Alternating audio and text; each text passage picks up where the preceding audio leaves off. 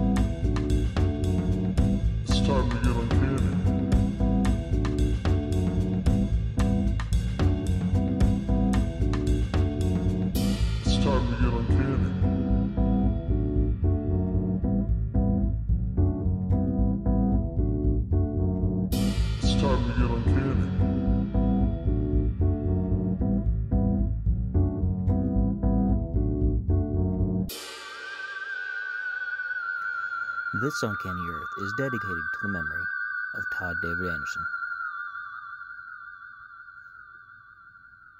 Welcome to episode 179 of This Uncanny Earth, your weekly paranormal goodness. Tonight we're going to be talking about Celtic deities, but first, my co-host is here and he's not dead, so right. we should give him a balloon, I think. Great. How do we want to spell it? Do you want to spell it with one L, like I've done before? Oh, that's kind of embarrassing. Balloon. Here's a balloon. Here's a balloon. Here's a balloon. Here's a balloon. That'd be focused. Here is a balloon, sir. That would be focused, dog. Ooh, nobody got that. Nope. Nobody and got nobody that. will. Nobody will get that. No one will ever again. That's a shame. Ever. That is kind of a shame. It's a little shamey shame. Like a little, Just like when you smidge. crack a little jokey joke. Just a Little smidge. smidgy. It's Just just a a smidge. joke between friends there. It's just a joke between friends. It's okay. It's just a joke. So for you guys wondering, that's just somebody that we used to work with that used to say that frequently. So And much but louder than I said it. Like very, very loudly. way loud. Like With you could a hear lot it of across arm the whole waving. store. And, yeah. A lot of arm waving and TV throwing. Enthusiastically. Enthusiastically. Like enthusiastically. The enthusiasm could not be matched by mere mortals. No, it was only by Herculean might that said, yeah, I don't know.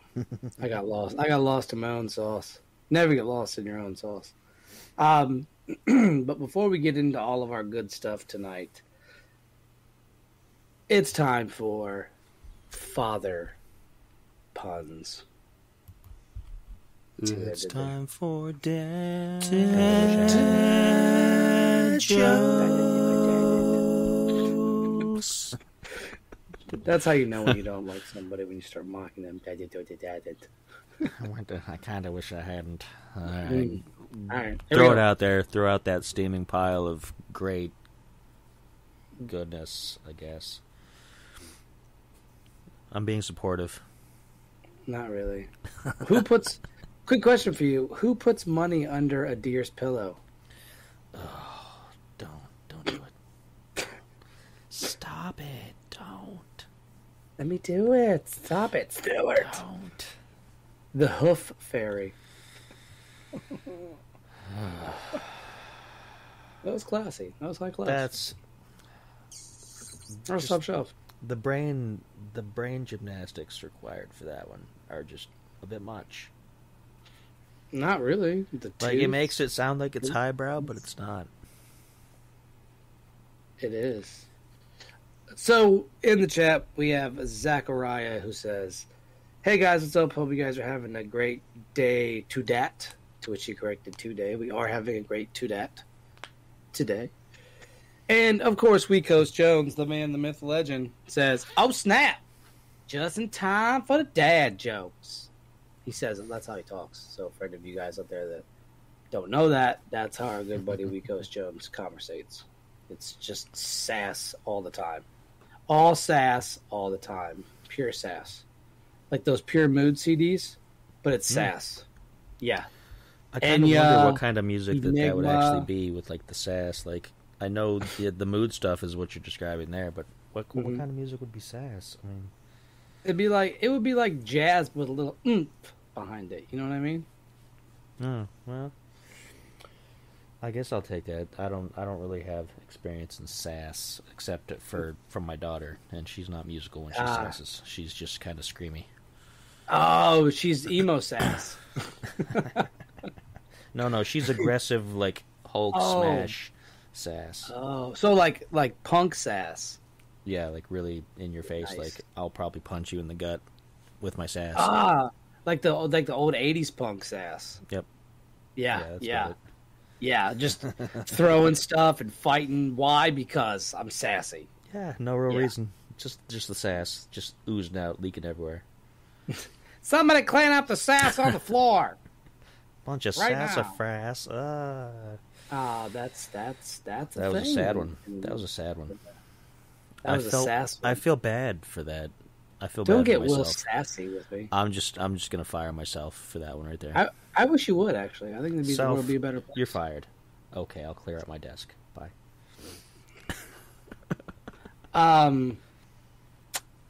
Oh, Leah's here, and she says that was a 10 out of 10 joke. Thank you, Leah. I'm glad you appreciate my dear humor. I mean, somebody has to. I don't know why, but somebody has to. You're getting real sassy for a man about to be fired. Oh, no, I'm back in the hiring queue. You said that a little weird, but it's fine. Now, Wekos Jones says, don't you get all cattywampus now. He said that, so he had the sassy back end. I'm about to dance some jitterbug. Is that... That's because you're old, though. You be doing that. You be doing that old man shuffling around the streets. Every day I'm shuffling. Yeah. You say that, but then you know what? I've had all I can stands. I've had all I can tree stands with you. See, I have the system worked out here because every time I get fired, I've got like 40 resumes already in for rehiring with different names. It's the only person in there. Yeah, they're all me. So I always get rehired. Well, yeah, but I mean, because you always need somebody to fire because you got to keep a quota of like turnaround. You know, got to have some turnover. So hire, fire. Well, the thing too, I fulfill that position for you. It looks good on taxes. Right. Like when it's tax time, I'm like, look at all these tax breaks I get from hiring all these people. That's right. See, I'm helping you. I'm helping you. Nice. They're like, are you guys going to do a show or just banter back and forth? What's going on? What's going on with you guys? Wekos loves your jokes, though. Again, somebody has to. I'm better him than me, I'll tell you that much. That's my philosophy about life. You get the king of sass. So there you go. But everybody, welcome. We did our 10-minute Bannerooskies. There you go. So you guys, you're welcome. When you download this, you can listen to the sass as much as you want because it's always free to download the show over at Spreaker.com/user/This Uncanny Earth. Please head on over there after the show and let's catch on some of our other podcasts where we talk about angels in Zoroastrianism, angels in Islam. We've talked about sacred relics, which I think we need to revisit that topic. So maybe next week we'll do a sacred relics part 2. And I think just based on some conversation that we've been having and some thoughts you've had, we'll probably be having a couple episodes on some demonology coming up. Not necessarily like, this is how you summon the whatever. No, don't do that. We're not doing that. We're just, having some discussions about how names and things have morphed over time. So over time, yes. And you'll be surprised to learn that the word demon actually does not mean malevolent. It doesn't mean benevolent entity. It doesn't mean that either. Exactly. It does not mean that. But malevolent entity, it actually just meant supernatural being, coming from the Greek word. Because a lot of your religious texts, in terms of Christianity, come from Greek words. So there's a lot to that. There's a lot to unpack. I think as we go along, we'll probably have some religious discussions on religion, but not like us yelling at each other like, you don't believe this, you don't believe in this, you don't believe in Alvis and how he shot that guy right in the freaking face. And the Wolfen will come with his razor. And the Wolfen will come. The Wolfen he will come. So tonight, like I said, we are rounding up some of the best Celtic deities out there. One that I have been actually going on tangents about, as many of you can attest to when I start talking about cryptids in the United States being products of folklore, like in the American Gods story. But it does make sense, but you got to have the believers and things like that. And maybe we'll do that together for a show. I did a Facebook Live on that last night, actually. Yeah, I mean, we could do like a whole discussion on the concept from the book, because even though it's a fictional book, the concepts are really, really, really thought-provoking. Real thought-provoking. The show, however, is not. The show was bad. I'm sorry. Yeah, the show was not good. I know a lot of people are like, "Oh, it's God," but no, it was not. When you read the book and then you actually watch the show, you're like, "Whoa, they did not cast some of these people correctly at all." Yeah. So it just wasn't good. I was disappointed. I kind of wish they wouldn't have made it at all, honestly. To be honest, I feel like they didn't do it justice. And I think that would have been the case no matter who would have been in charge, honestly. Because that book is a super long book. What is that, like 1,000 pages? Maybe a little less? It's pretty long. And the show, like, it suffered from a lot of, like, administrative problems, really, which is what it was. Quote, unquote. People getting replaced for the directing team and all kinds of different things. Yeah. And it was, like, the writer, Neil, was supposed to be the showrunner, and then he wasn't, and then he tried to step in and salvage it, and he couldn't because, studio decisions, so... that's how that goes. Real quick shout out to Anna and Peter over at the Argyle Ghost Group. I have been chatting with them about demons because they are demonologists, and they've always been really good to me in the show. I had them on roughly, I want to say like a year ago, July, this past July, a year ago from that. And they're really good people. They're a husband and wife team out of Scotland. And I think they moved to England now, though. I think that they live on a farm in England, and they have like their own paranormal room, and they do a bunch of really awesome work. And they live in like what is a ley line, like right in the center of a ley line. I've been fortunate enough to have conversations with them. They're two of the most awesome folks that one could meet.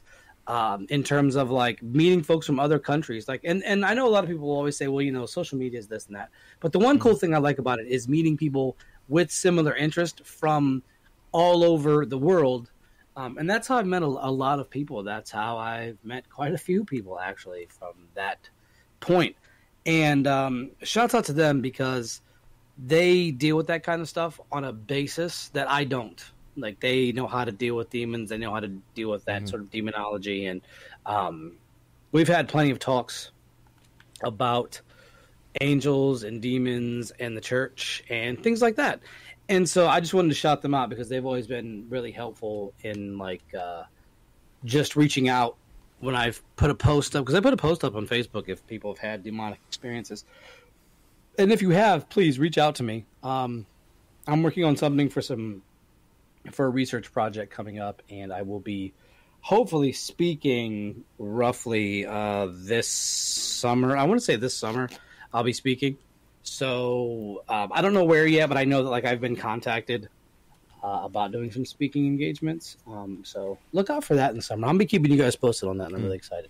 So, but let's jump into this thing with Celtic deities, which I'm very excited for. And this episode is dedicated to Leah Carpenter. She is a Patreon donor and basically came up with this idea. And she's a big fan of Celtic festivals and things of that nature. And our Patreon donors can request topics, and we will talk about them live on the show. So thank you, Leah. Tonight's episode 179, Celtic Deities, begins as such. Now, I'll give you a little bit of background on the Celts. They are a collection of Indo-European people who live in Europe and Anatolia. Now, Anatolia is considered Asia Minor, and if you folks don't know what that is, that's Turkey, basically modern-day Turkey. They are identified by the usage of Celtic languages and other cultural similarities. Gauls, Celtiberians, Gallieci, Galatians, Lepenti, Britons, and Gaels are some examples of Celtic groups. The first recorded usage of the term comes from the Keltoi ethnic group referred by Hecataeus of Miletus, who was a Greek philosopher in 517 BC.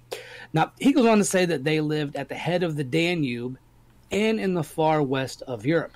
The word Keltois roots are up for dispute. It may mean to heat, to impel, to hide, and the tall ones.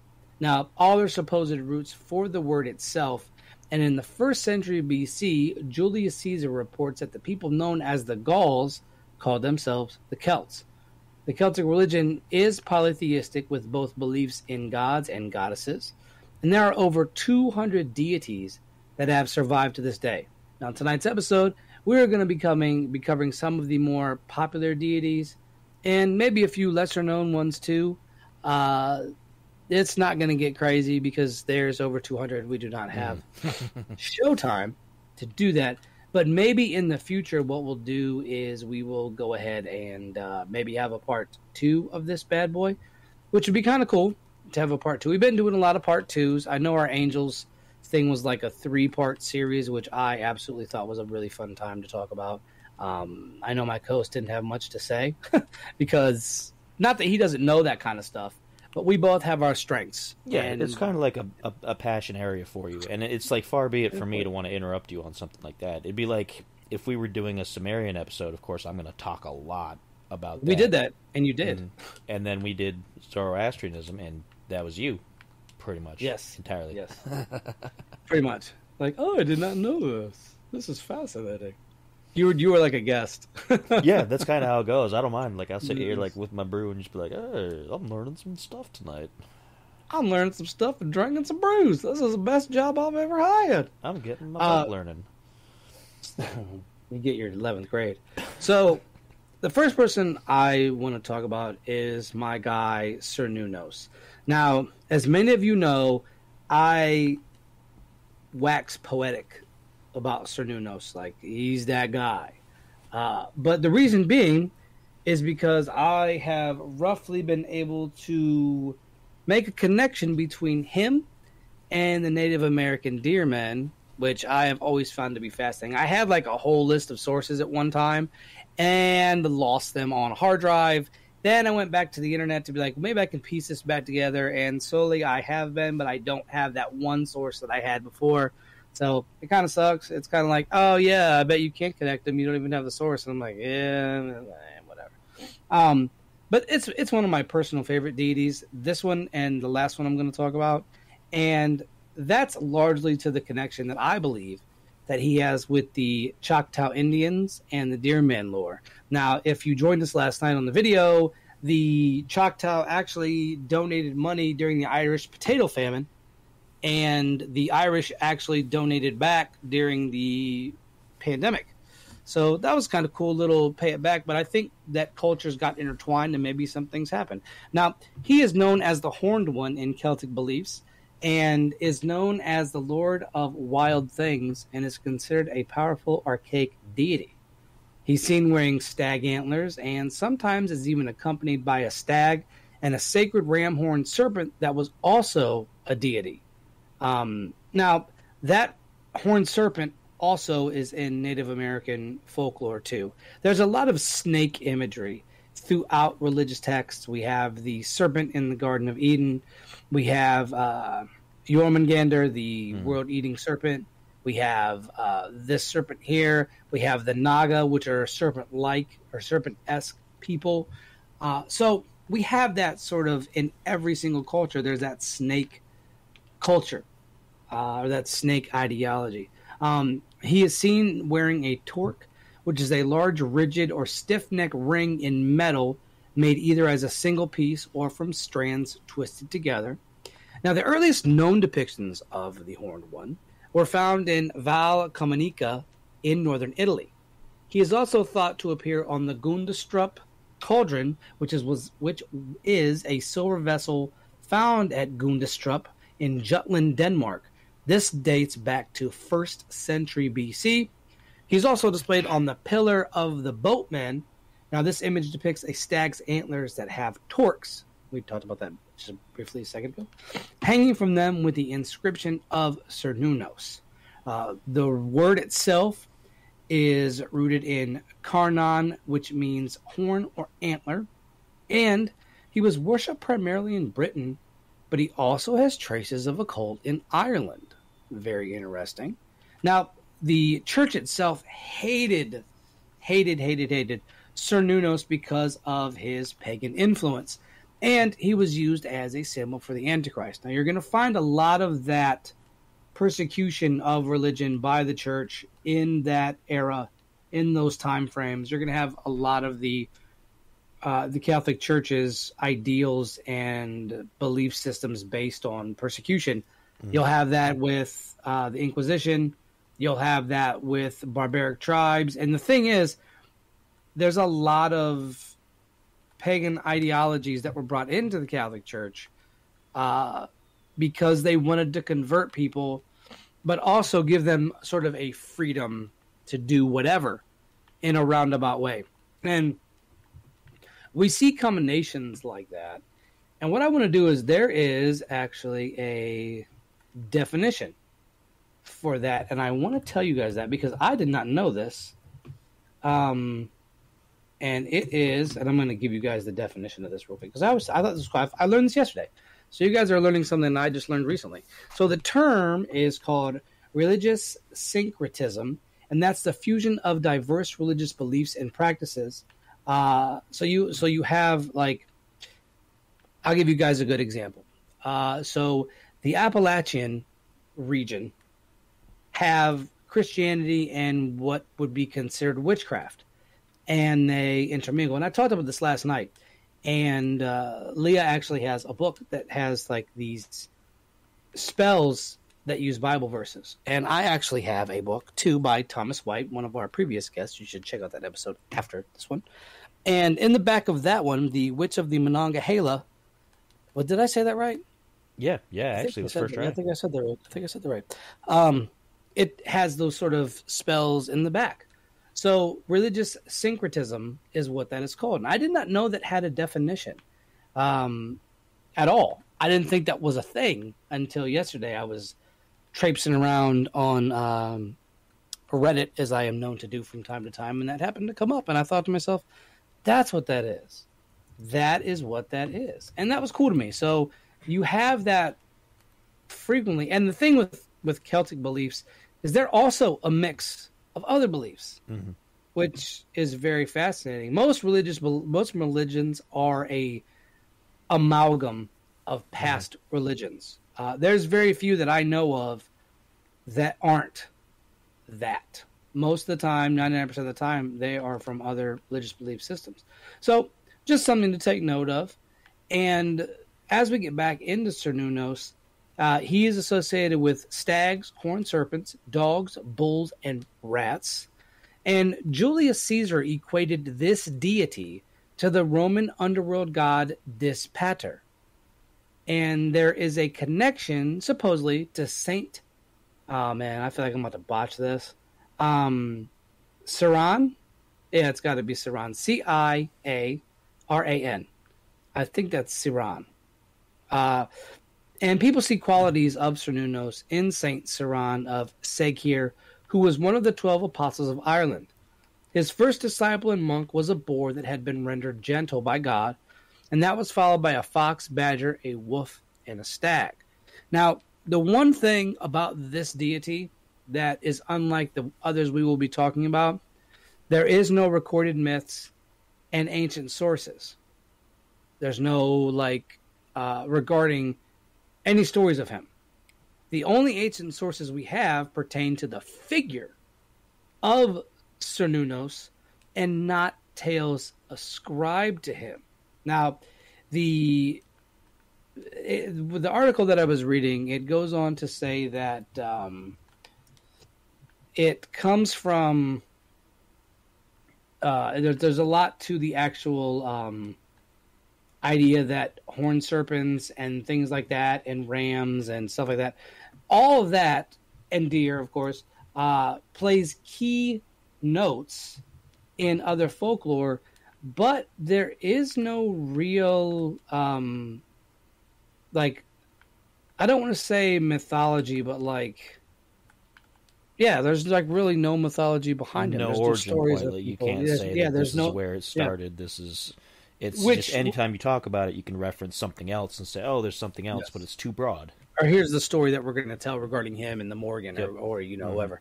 And that leads me to believe that we might be dealing with a real life person, maybe a real life entity or a real life being.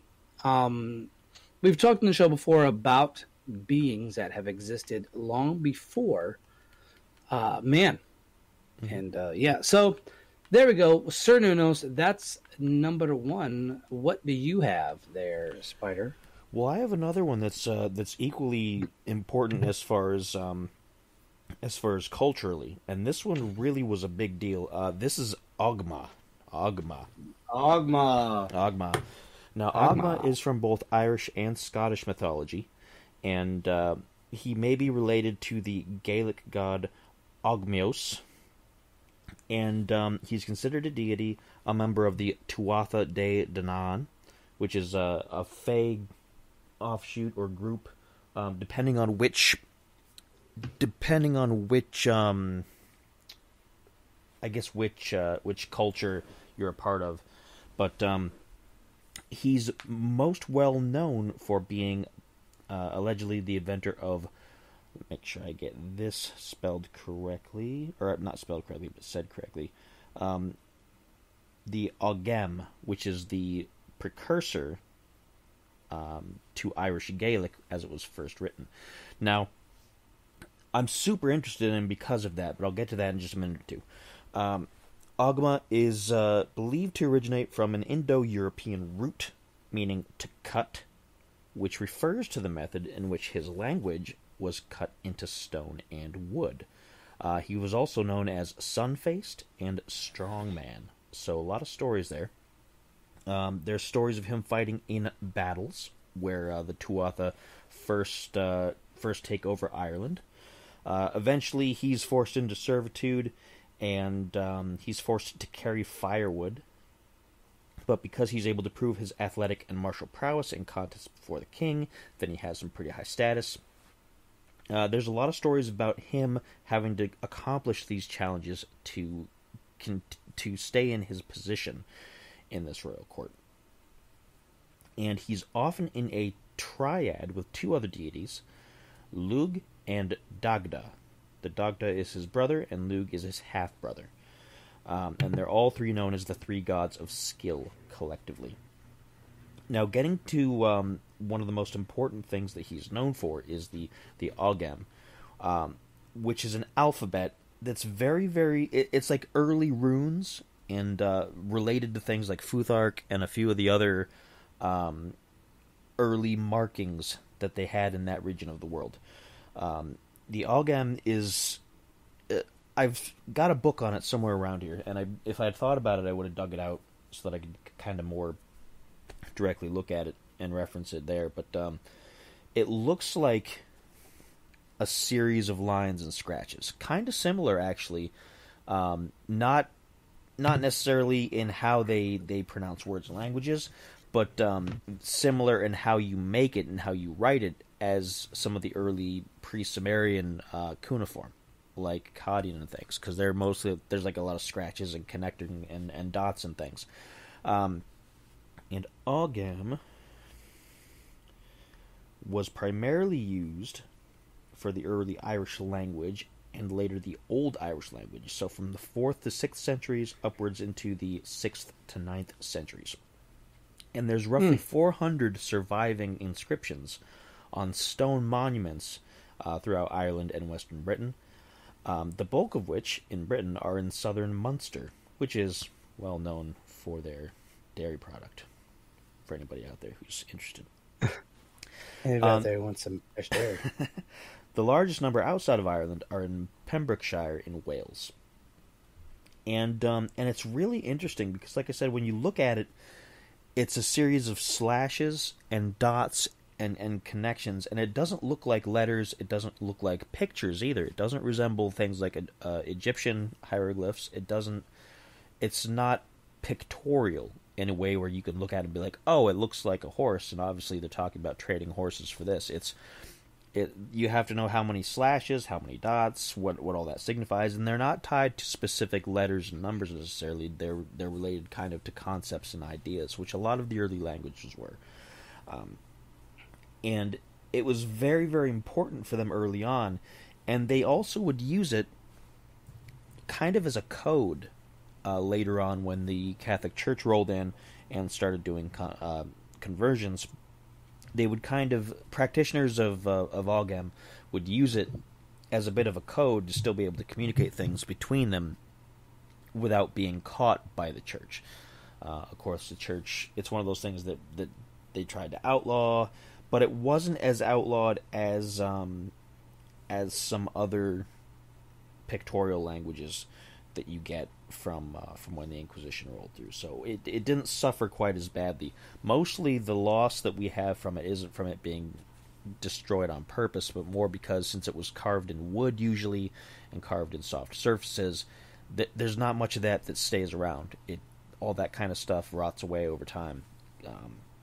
So like I said, there's only 400 examples of it in stone currently that they know of. There could be more out there, but again, it's very difficult to upkeep because usually it's in wood. They're unclear on where the word actually comes from, other than it's descended from Ogma. And one possible origin is from an Irish word meaning point seam, which refers to the seam made by the point of a sharp weapon, which is how you would carve it into things. And there's a whole alphabet for it, and it's super interesting. It looks like when you actually write it out, it looks like trees. Like you have to go from a section of a tree up and down, which ties it directly to the nature worshipping aspect of the Celts. And it's really kind of complicated. I've never been able to quite figure it out. I mean, it seems simple when you first get into it, but there's a lot of, like I said, it's not necessarily based on just particular, this means this exact letter, this means this exact letter.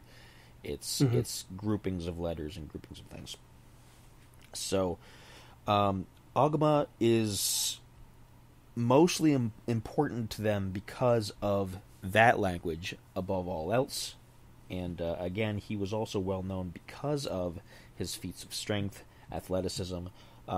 Kind of like he had some parallels with like Hercules and some of those others, and he also had some associations with Thoth in Egypt, which is interesting. I mean, there's no direct connection to there historically. Like, nobody said, oh yeah, I wonder if they carried this from this region of the world to the other. But because of being responsible for writing and a language that was very specific, whereas Thoth was supposedly credited with the hieroglyphics and etc., then they're connected kind of by that idea back and forth. So there you go. That's Ogma. Very, very interesting. Now, the runic alphabet is a whole nother animal, and it makes sense because it is sort of like a hieroglyph in and of itself. While it's not specific pictures, mind you, or it could be, right? Mm-hmm. It's still like a more of a drawing type of alphabet, where ours is like the letters, and there's not. I don't know. I'm not a linguistics professional, but just little things that I noticed. Next up, we're going to be talking about the Morrigan, and one of our previous guests had an encounter with the Morrigan. So let's get into that. Now, the Morrigan means Great Queen or Phantom Queen. Now, she is associated with war and fate. And in a book from 1870 titled The Ancient Irish Goddess of War, The Morgan is described as being able to predict the death of warriors in battle, which she then uses to influence the outcomes of war. She is a very talented shapeshifter and is known to transform into a crow. We have a lot of crow symbology in a lot of different things. She is referred to by many names, including the Celtic goddess of death, the Morrigan, the Great Queen, and the Queen of the Triple Goddesses. Now remember, Spider was just talking about Lug and Dagda as being part of Ogma and that sort of tri-union there. And the last one has her actually appearing with her two sisters, Bad and Maka. Now, the story involving Morgan actually is involving her with an encounter with the mighty warrior, and I'm probably going to mess this up, Kulane. She first encounters him while he is defending Ulster from Queen Maeve and her army. Of course, Morgan falls in love with him and tries to seduce him before battle. But, being the warrior that he is, he says, no thank you. Now, if you've ever read any sort of mythology, goddesses and gods do not, I repeat, do not ever just take that as like, okay, you're right, I'll leave. No. It enrages her, and she actually transforms into an eel and swims up a fjord to trip Kulane as he is passing through. Now, this is kind of hilarious.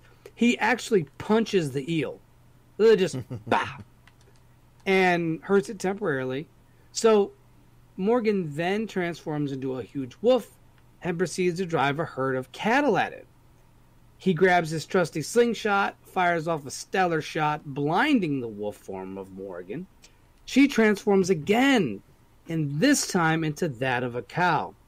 The cow ends up riling up the herd and gets them to stampede towards Kulane. He then dodges this and hits her with a stone that breaks her leg and forces her to accept defeat. Now you're like, okay, that's it. It is not. He heads back to his base after winning this battle, and while traveling, he meets an elderly lady milking a cow. I think you guys already know where this is going. He's not paying attention to the woman, or else he would have noticed her broken leg, or her leg was injured. He actually stops to speak to the woman, and he's offered a drink of milk. He finishes the drink and then proceeds to bless the woman. What he does not realize is he has now healed Morgan because of the blessing that he gave her to her full strength. She does not actually engage in battle with him here, but rather snidely laughs because she outsmarted him. Now, before the Great Warrior's death, they meet one last time. While en route to another battle, he comes across a woman scrubbing battle armor covered with blood. A little foreshadowing. This is a bad omen to be seen before battle. Now, during the battle, he is mortally wounded and uses his last remaining strength to tie himself to a nearby boulder to attempt to scare any would-be enemies that came near. It is said that a crow actually landed on his shoulder, and some say it was the Morgan. Was it? Was it her landing on his shoulder as a little last laugh of, haha, I'm not going to die today, but you're going to die today? It's very much up for conjecture. And I said at the beginning of this that a previous guest we had an encounter. Well, author Kevin Paul, who we had on the show, who did Haunted Hills and Hollows, both 1 and 2, and I recommend you folks going out and getting those books. I was lucky enough to receive a copy from Kevin of both and read both, and they were fantastic. And reading these books, really like solidifies the idea of how haunted our world is. And he goes on to say that. Now, I want to give a quick shout out to Rosemary Ellen Guiley. She passed recently, I think maybe like a year ago, because when I went to the Butler Paranormal Conference to talk with Kevin, and I had just met him there. He was an author. I was walking around talking to people about my show and getting folks on the show. And he said, here, take my book and read it. It has jinns in it. It's a good stuff. I would definitely recommend picking this up. But he goes on to tell this story in the second book, The Haunted Hills and Hollows 2. He says, when I returned home, I again reached out to my friend that had also dreamt of a Celtic woman. At my request, the dream sequence was described again with attention to details. My friend had mentioned who she believed the woman was. I was unfamiliar with the name and researched it. I soon discovered that in Irish lore there is a Celtic female associated with many things, including crows, canines, horses, and cattle. All of these animals had been featured in my dreams. This wasn't just a person who stepped out of my dreams and into the waking world. Nearly 2 years of signs and dreams preceded this encounter in the middle of nowhere. And as I read of the female my friend had named and reviewed the imagery recorded in my dream journal, I concluded that my friend was correct. I had encountered the Morrigan. If you want to know more about that story, please pick up Haunted Hills and Hollows 2 by Kevin Paul. And shouts out to Kevin Paul. He also reached out to me about demons, and we had quite a conversation about that too. So shouts out to him. I'm hoping to see you again in April at the Butler Paranormal Conference. So big shouts out to Kevin Paul, and I think that's really cool that he had that encounter. So there you go. I'll pass it to my friend here, and he's going to tell you about the next one. All right. Now I have a big one. This one is Deirdre. And Deirdre is known as, according to the references I found, she is the foremost tragic heroine in Irish legend, and probably its best known figure in modern times. And she's known as Deirdre of the Sorrows, if that gives you any idea on how this is going to go. It's going to be a happy one. It's going to be really fun and adventurous. Now, she was the daughter of the royal storyteller Fedlimid MacDale. Pretty sure I got that right. And this was I believe, the Kingdom of Ulster. Before she was born, the chief druid at the court of the King of Ulster prophesied that Fedlimid's daughter would grow up to be very beautiful, but that kings and lords would go to war over her, and much blood would be shed because of her, and Ulster's 3 greatest warriors would be forced into exile for her sake. Now, we have a parallel here, actually, between Deirdre and Helen of Troy, because very similar things happened in that case. Not exact details, but a very similar story. Now, many in the court urged Fedlimid to kill the child at birth, but the chief druid decided to keep the child for himself, because since he'd prophesied of her future beauty, he wanted to marry her when she grew up. So he brought her up in seclusion. He had her brought up in seclusion by Líbarcham, a poet and wise woman, and I'm sure I got that completely wrong, because that was a lot more difficult than some of the other names here. And he planned to marry her when she was old enough. And she lived in isolation in the woodlands, and she told Líbarcham one day that she would love a man with the colors she had seen when a raven landed in the snow with its prey, hair the color of the raven, skin as white as snow, and cheeks as red as blood. Now, Líbarcham told her she was describing, it looks like noise, but with an A in there somewhere in the wrong spot. So I'm just going to call him Noise. He's a noisy guy. A young warrior, hunter, and singer at the king's court. And with the collusion of Líbarcham, Deirdre met Noise, and they fell in love, and they fled to Scotland and lived a happy life there. Now, the furious druid tracked them down, and he had them waylaid. And there's a lot to the story after that. There's an awful lot to it. I'm going to try to skip ahead a little bit. But eventually, people hired by the druid killed Noise with a spear, and all of his brothers. And after his death, the druid took Deirdre as his wife, but after a year, angered by her continuing coldness toward him, He asked her whom in the world she hated the most besides himself, and she answered with the name of the man who had murdered Noise. The druid said that he would give her to that man, the killer, as his wife, and as she was being taken to him, he taunted her, saying that she looked like a ewe, which is a female sheep, between two rams. And at this point, Deirdre threw herself from the chariot, dashing her head to pieces against a rock. So that's the end of that story. So you can kind of see how this girl went through a lot. Like, you can kind of see how the early Irish people would really kind of empathize. She was prophesied to be a certain way from birth, so she was kind of typecast, and she had people fighting over pretty much her entire life. And in the end, everything basically went so badly that she just leaped to her own demise. So, again, she's their leading tragic figure, probably the most famous, and very, very interesting. Oh, and Leah in the comments says that you pronounce it Nisha rather than Noise. So that's helpful. It doesn't look like that at all, but Gaelic can be like that.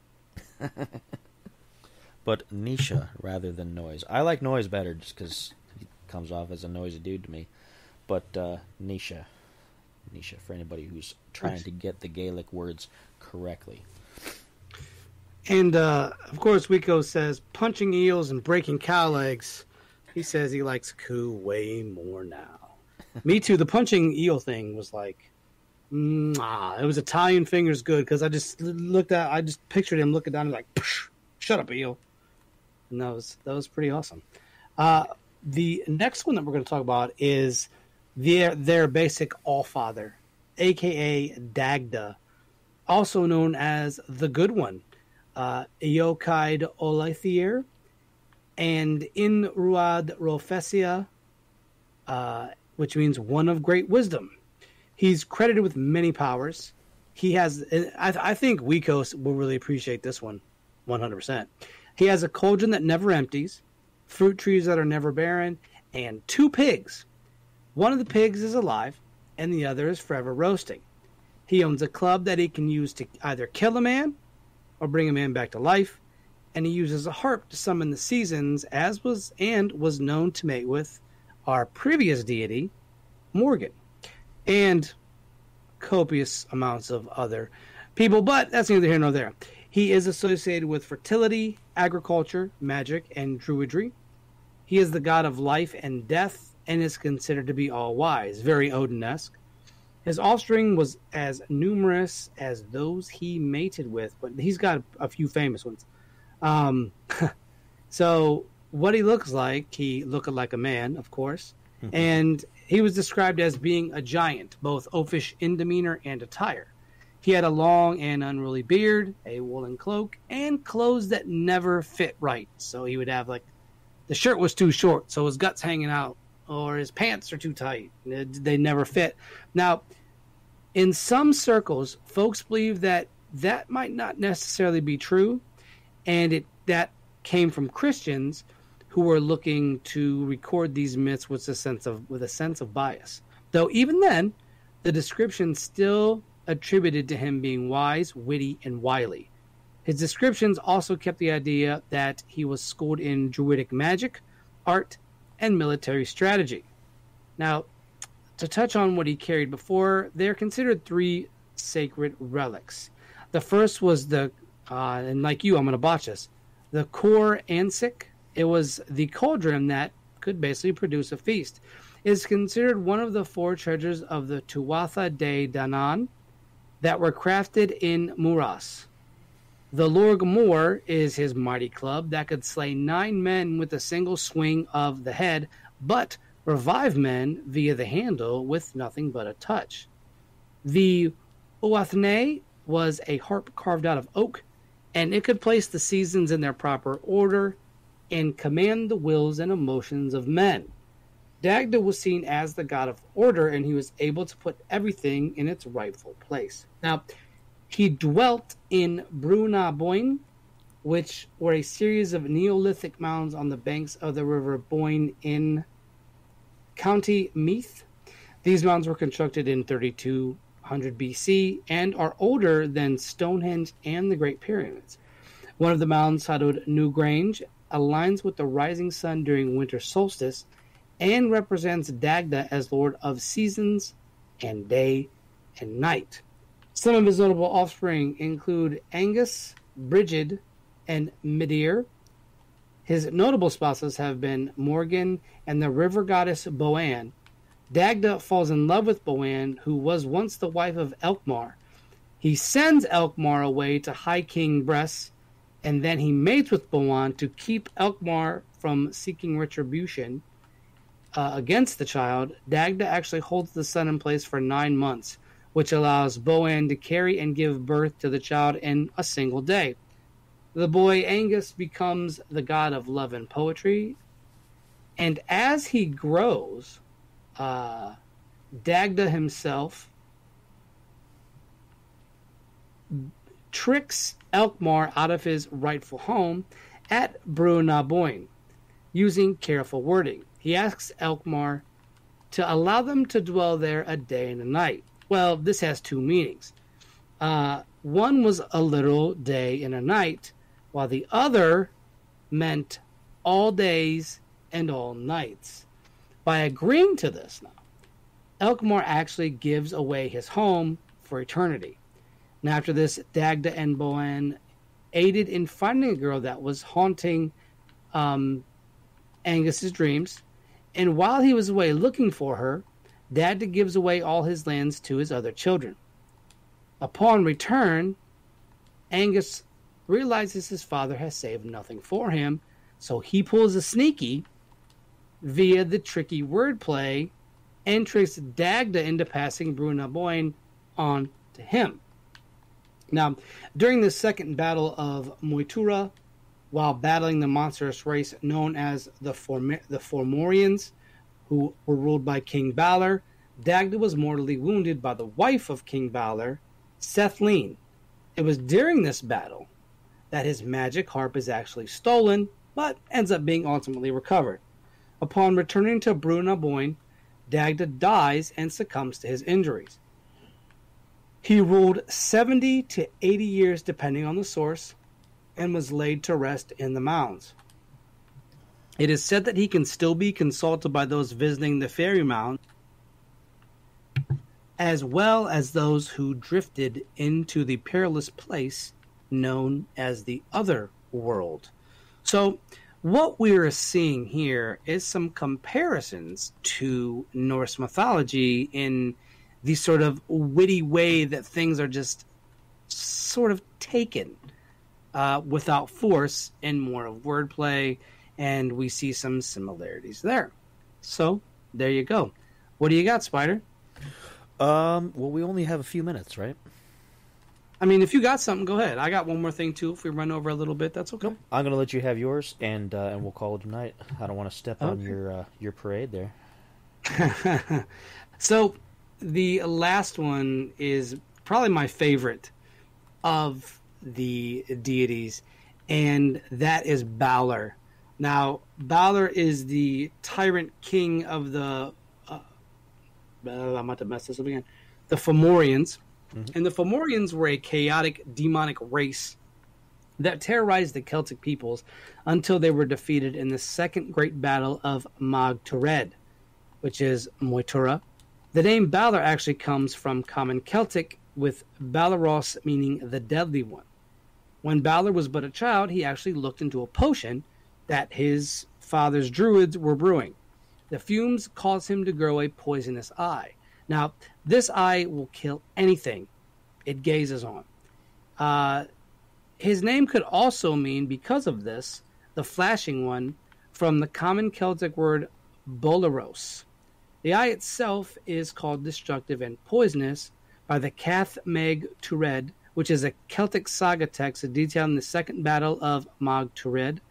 And it details that once the eye is opened, it can overwhelm armies with just a few warriors. Folklore tells us about the destruction of the eye like this, and I quote, "He hid a single eye in his forehead, a venomous, fiery eye. There were always 7 coverings over this eye. One by one, Balor removed the coverings. With the first covering, the bracken began to wither. With the second, the grass became copper-colored. With the third, the woods and timber began to heat. With the fourth, smoke came from the trees. With the fifth, everything grew red. With the sixth, it sparked. And with the seventh, they were all set on fire, and the whole countryside was ablaze. Now, Balor goes on to hear a prophecy that his grandson will kill him. Spider actually talked about him. To avoid this, he locks his only daughter, Ithniu, in a tower on Tory Island. I think we all know what's going to happen here. One day, Balor steals a magical cowl of abundance, the glass Gebhennen, from Goibniu, the smith. Sion, who was guarding the cow for him, sets off to get it back with aid from the druidess Birog. Sion heads into the tower where he meets Ithniu, and what happens? They have intercourse. Obviously that's going to happen. Balor finds him and puts him to death. Ithniu gives birth to her son. Regardless, she still does it. And Balor attempts to drown the child in the sea. The child ends up being saved by Manannan, who is the god of the sea, who raises the child as his own, and the child grows to become Lug. Now, funny enough about this, there's always that sort of story in mythology of that child that's just thrown to the wolves. Or even in the Bible, Moses is basically put on into a little basket and pushed down the river like, good luck. I hope you make it. So we have that here with this. Now, Lug ends up becoming king of the Tuatha De Danann, and he leads them in battle against the Fomorians, who were led by Balor, and this was at the Battle of Mag Tured. Lug goes on to kill Balor by throwing a spear, or in other tales, a slingshot stone that was crafted by Goibniu, and he was like, steal my cow, will you? Not this time.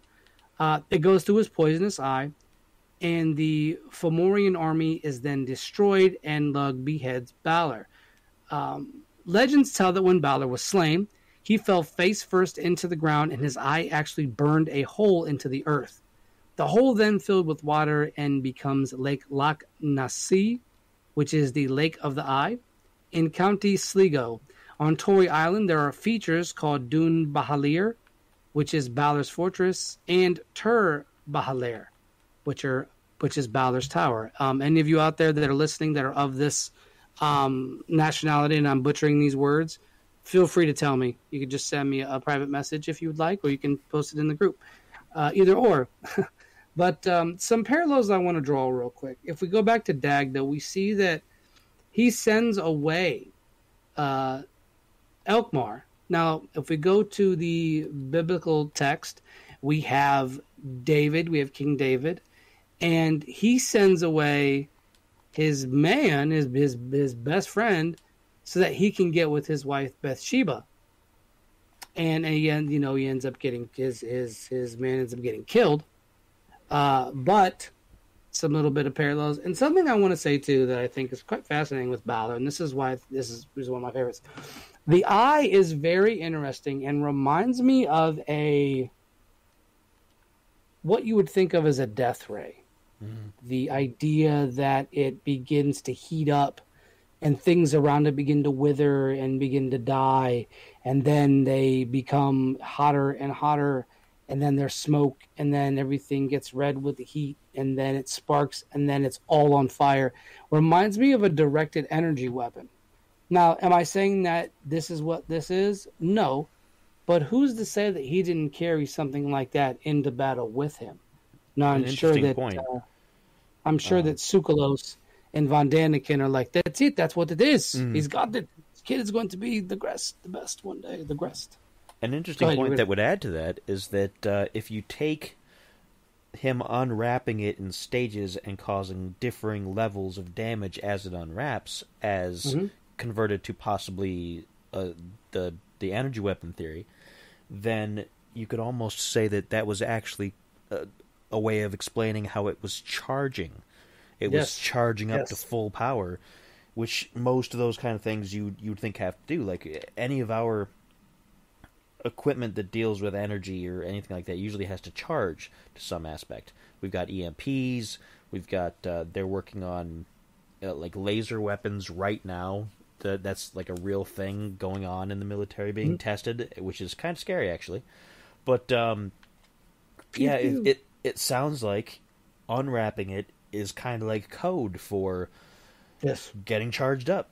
Charging up my laser. I'm charging up my laser face. For those of you that have played it, and I don't think there is a lot of you that are listening that have played it, but the first Shining Force game for the Sega Genesis, one of the fights is this giant laser eye, and it's like a quadrupedal thing. It has these 4 legs. It doesn't move, mind you. At least I don't think it moves. It might. It's been a while since I played it, but it's a turn-based strategy RPG. So it's like playing chess. You move a piece, they move a piece. You move a piece, they move a piece. When you guys get into contact, you fight. But this laser does the same thing. It starts giving you a countdown of like from 10 to 1, and then it fires this extremely powerful laser. And I think what this could be, what we are seeing, is maybe the first idea of a directed energy weapon that he carried into battle, and maybe, just maybe, it was maybe a shoulder mounted weapon. Maybe he was it. Maybe he was a giant type creature, and here he is with this thing on his shoulder that can do that. And the only thing that people can think of to describe it is an eye. And when it's fully opened, meaning like you said, when the countdown is finished, that is when it does the most damage. But during the process of doing the damage, it's concentrated heat. So it just gets hotter and hotter until at some point it is basically a directed energy beam that is basically destroying and burning entire villages. I'd have to look more into this, but that's why I found this to be fascinating. Because I'm like, this right sounds a lot right up your alley. Like there's an alley that is it's got my name on it. It's like, hey, this is Spider Alley. It's got directed energy ancient weapons on it. Hey, kid, you want to buy some directed energy ancient weapons? No, my mom said I can't have any more. You're a weirdo. Time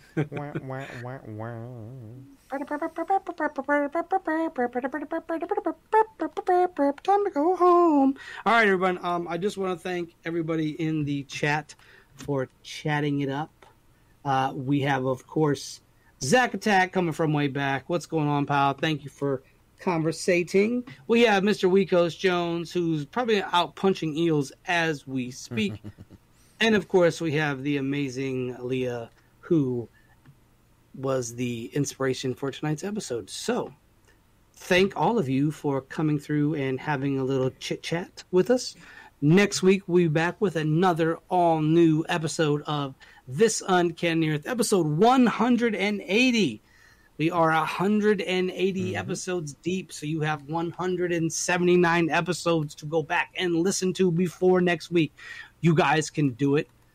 You know? You guys can. I believe in you. You can do it. So, yes, that is it.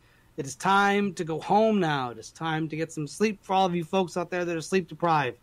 As always, why be boring when you can be uncanny? We will see you folks next week.